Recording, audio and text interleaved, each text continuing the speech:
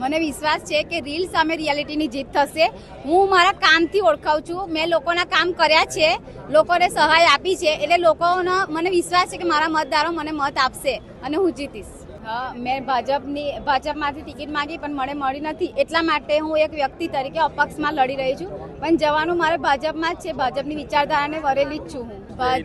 ભાજપમાં અમારા ધારાસભ્ય શૈલેષ સોટા સાહેબે મારા માટે ખૂબ મહેનત કરી છે અને એ લોકો અમુક પેલા હોય ને અંદર વચ્ચે એ લોકોના લીધે મને ટિકિટ નથી મળી। બાકી એ તમને રસિક પ્રજાપતિ કરીને જે પ્રમાણે વિસ્તારના લોકોને મારા પર આશા છે તે પ્રમાણે હું પણ વિસ્તારના લોકોને એવું વિશ્વાસ અપાવું છું કે જે રીતના હું તાલુકા પંચાયત પ્રમુખ તરીકે કામગીરી કરી હતી અને વિકાસના કાર્યો કર્યા હતા એ જ રીતે હું આગળ પણ કાર્ય કરતી રહીશ અને લોકોના વિશ્વાસ પર ખરી ઉતરીશ।